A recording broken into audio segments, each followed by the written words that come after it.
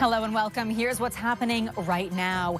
The big reveal. Who will Canada play in the World Cup? It is going to be the biggest deal ever. The stars, the ceremony, and Canada's chances. We've had a tremendous working relationship with Canada. Co-hosts trade compliments. Now, are they ready to play ball? Plus, remembering a towering figure in architecture.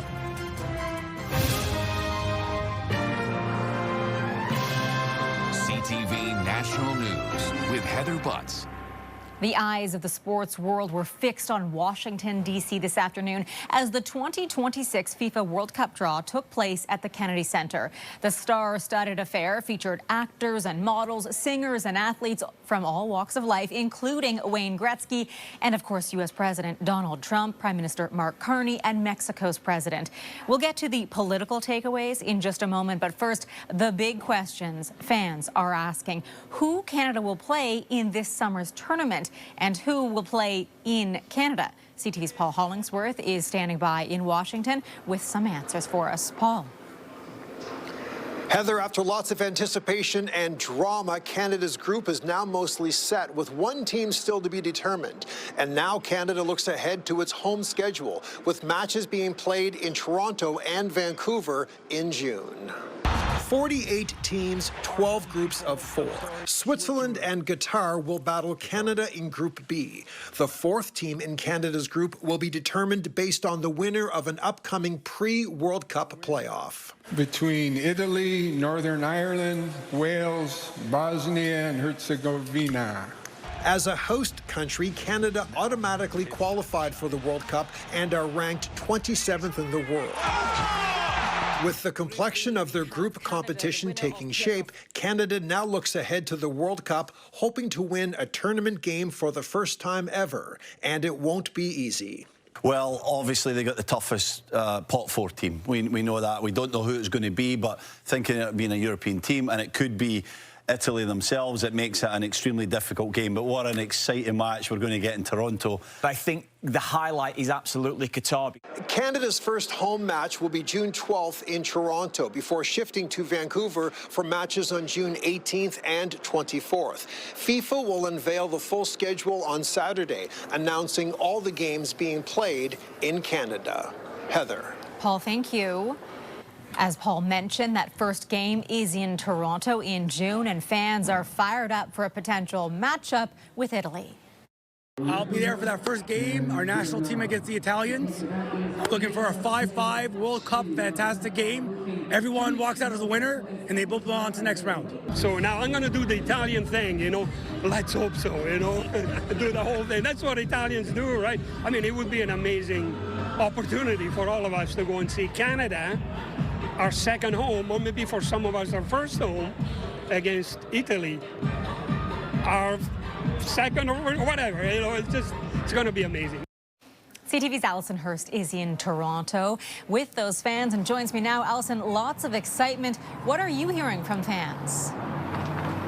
Absolutely lots of excitement, Heather, and certainly anticipation. You know, there was quite a cheer when there was the potential that Canada could face Italy. That game would, of course, be here in Toronto, and we know we have a very big Italian population here in this city. So lots of excitement that potential matchup. Of course, we still don't know whether that will be the case. Fans were thrilled, nonetheless, to get that group and hear the names, the countries all called. When Switzerland and Qatar were called, there were some claps and some nods of, okay, you know, maybe that'll be a good matchup for Canada. People are sort of starting to see what that is going to look like. But the question about Italy remains, and that should be answered sometime in March after those European playoff games finish up. Heather, back to you. Alison, thank you. On the West Coast, fans in Vancouver are eagerly awaiting the schedule for games there. CTV's Andrew Johnson was at a watch party with a Canadian soccer legend. Andrew. Heather, here at the official Vancouver watch party, not far from BC Place, where Canada will play 2 games. Fans say this now feels real. The World Cup is coming. Canada! Canada!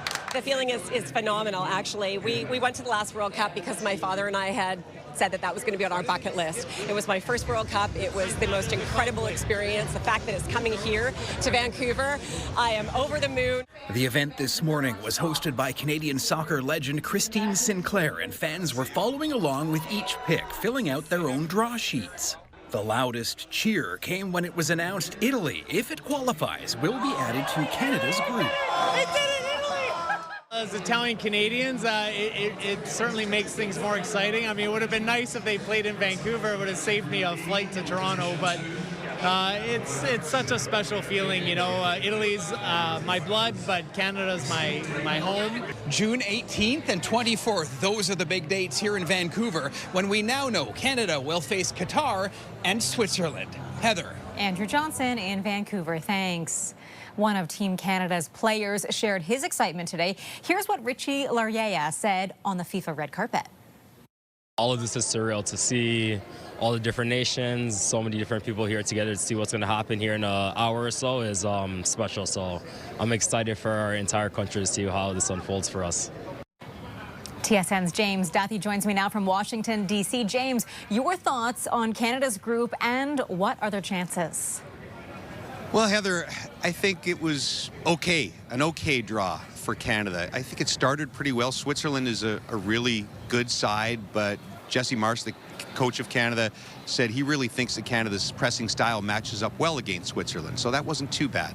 Then getting Qatar out of pot 3, I think, is a real bonus for Canada. That's one of the weaker teams in there, and Canada should be able to win that game. So it was going really well until the last pot, where that was probably the worst possible scenario for Canada, drawing the European playoff group, which will be one of 4 teams, but the favorite team there is Italy. And Italy, by far, would be the strongest team to come out of that group. Now, it'll be an amazing spectacle if it is Italy to open up Canada's World Cup in Canada on June 12th in Toronto, but that part's not maybe the greatest draw for Canada.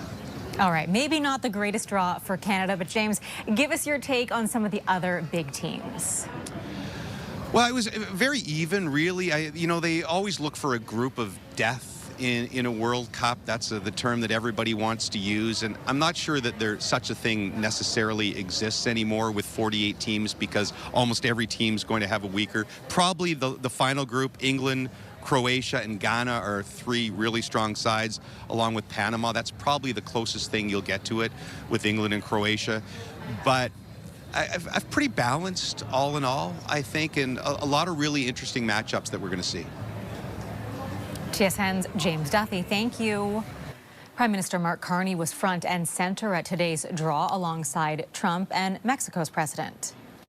We are partnered with the United States and Mexico, welcoming the world. There's more than 200 nationalities in Canada, more than 200 nationalities in FIFA. The top 48 are coming to North America. It is going to be the biggest deal ever. Fantastic.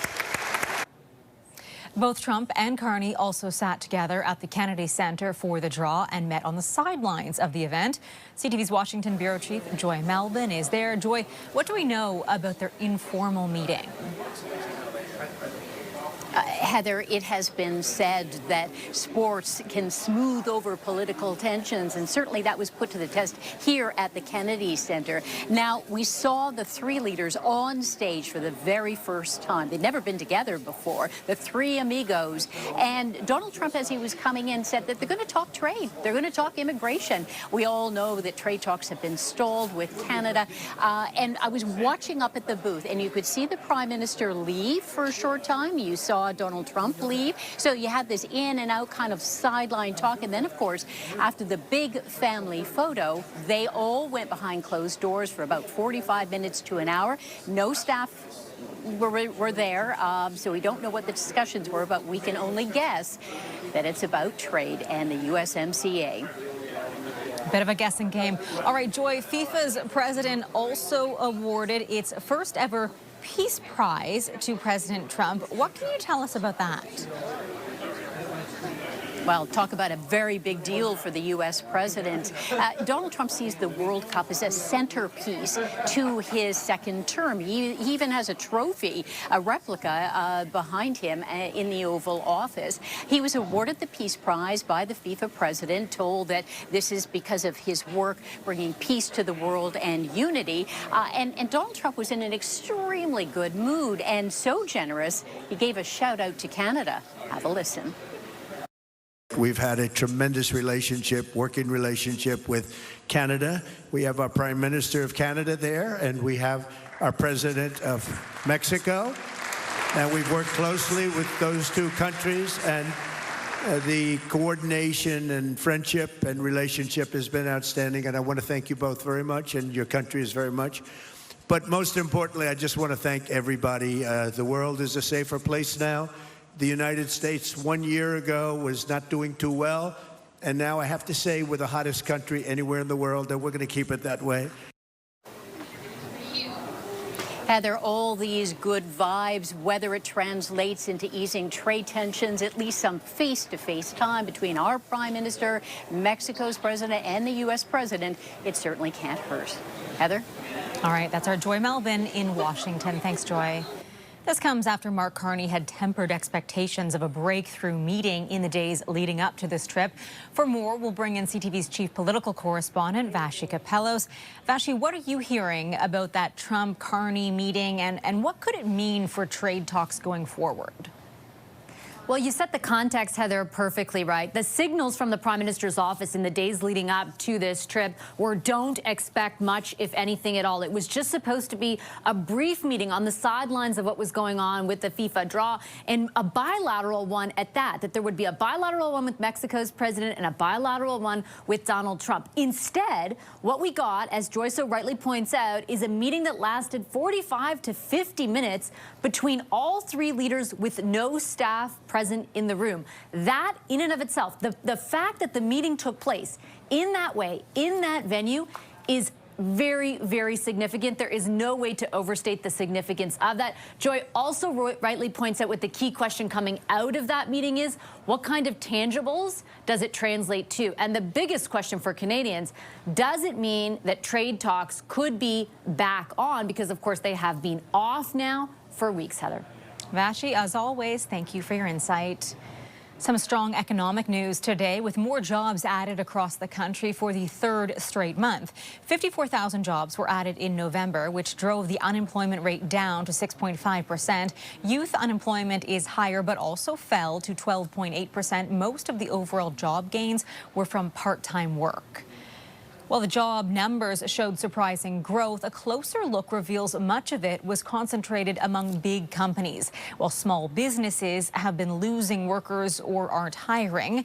With more on that, let's bring in John Benavali-Rao. John, what are you hearing from that sector? Heather, small businesses employ nearly half of all workers in the private sector, and many of them continue to say they're not in a position to hire. At the Black Dog Pub in the East End of Toronto, business is actually quite good right now.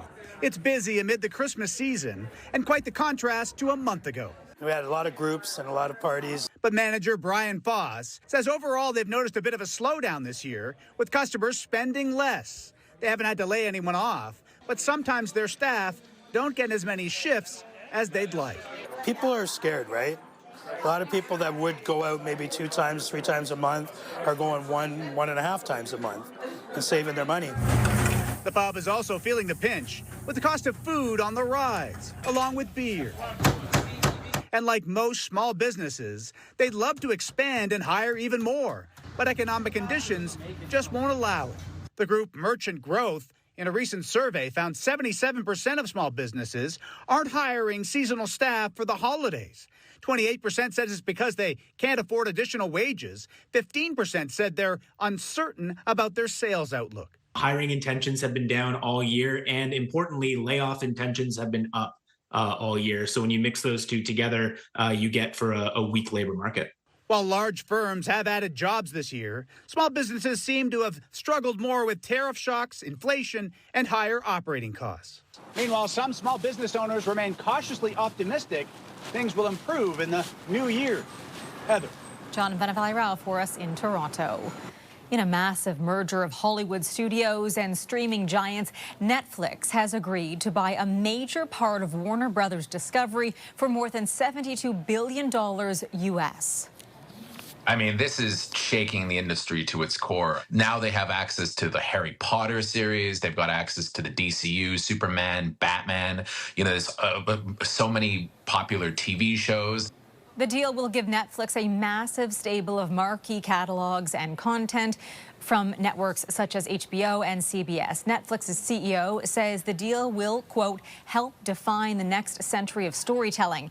However, this story's ending has yet to be written, as the deal will likely face antitrust scrutiny. If the agreement goes through, there could be concerns about a virtual monopoly, since Netflix is already the world's biggest streaming service and would acquire HBO Max, which has nearly 130 million subscribers of its own. An icon in the world of architecture who designed some of the most imaginative buildings ever constructed has died. Frank Gehry was born in Toronto but moved to the United States at a young age and died in California at the age of 96. The Dancing House in Prague is among the many recognizable buildings he has designed, along with the Walt Disney Concert Hall in California. This Guggenheim Museum in Spain is considered a masterpiece and also runs among his most famous works. Frank Gehry's works also include the redesign of the Art Gallery of Ontario, and that's where we find CTV's Heather Wright, a giant in the world of architecture. Heather, what can you tell us about his life and legacy? Well, Heather, his most famous and most important structure likely here, the Art Gallery of Ontario. And interestingly, it's about 2 blocks from where he was born at Toronto General Hospital. Frank Gehry spent his early life, as you mentioned, here in Toronto, and later recalled some of his early memories of building things at the family hardware store, playing with hammers and nails and pieces of wood, things that would go on to inform the later years of his architectural career. The family had to move to warmer climates due to his father's health, and that's what took the Gehry family to Southern California, where he would spend the rest of his life and his career, as you mentioned, building, designing some of the most important and recognizable buildings right around the world. CTV's Heather Wright for us this evening. Thank you, Heather. Coming up in the air. What Canadians say they want when it comes to new fighter jets. Canada has long committed to procuring 88 U.S.-made F-35 fighter jets. But in light of lingering trade tensions and Sweden pledging up to 10,000 jobs if Canada purchases jets from them, the government has been reviewing its options. And new numbers show what matters most to Canadians. CTV's Rachel Aiello has the details. As the Canadian government contemplates following through on its procurement of Lockheed Martin's F-35s or diversifying the Air Force's fleet by also acquiring Swedish company Saab's Gripen E fighters, a nano survey about procurement priorities is shedding new light on what Canadians think is most important. 40% said having the fighter jet that is the best solution. 28% said picking the jet that generates the most Canadian jobs. 18% said defense cooperation with Europe was the most important factor. Double the number of Canadians who said cooperation with the U.S. was key. And just 2% of those surveyed said the government should pick the lowest cost option. What this shows is that if the government decides to change tact, it's actually going to have to explain why. A recently leaked procurement document revealed the F-35 scored higher than the Gripen across a range of military and technical performance categories. In your report and recommendations to the Prime Minister in this review, did you let him know that the F-35 beat the Gripen by a mile? The review continues, and it will continue until it's complete.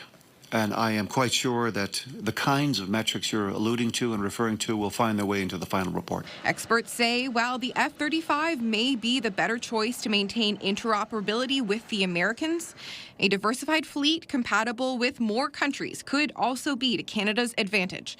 Even as critics suggest Saab's pledge to create 10,000 jobs in Canada is unrealistic. There is no single best jet. It depends on the missions. The defense minister hasn't committed to a deadline for when the government will decide what fighter jets will make up the fleet, replacing Canada's aging CF-18s. Heather? Rachel, thank you. Still ahead, Justin Trudeau and Katy Perry make it social media official.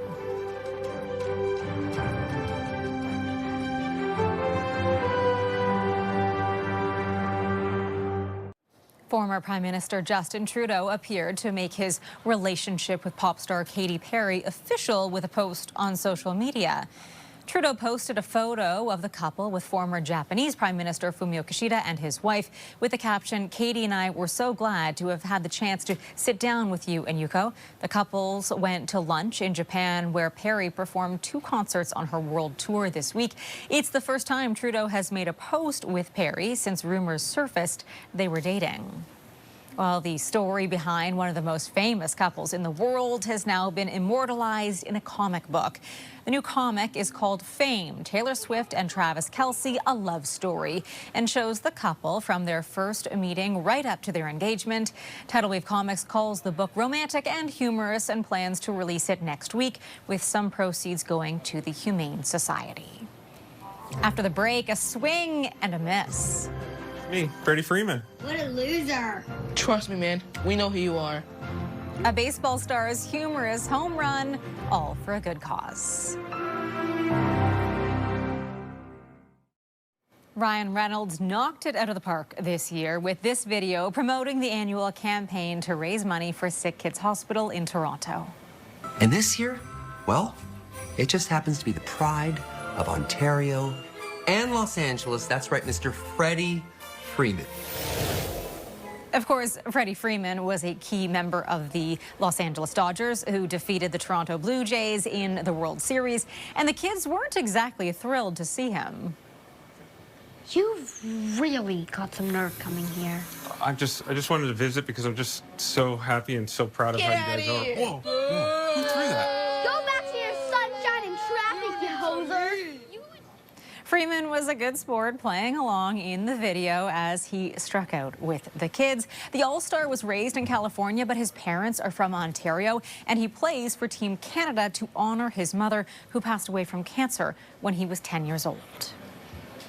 That is our newscast. I'll be back with CTV National News at 11. But before we go, a look at the closing act at today's FIFA draw in Washington. The Village People singing YMCA.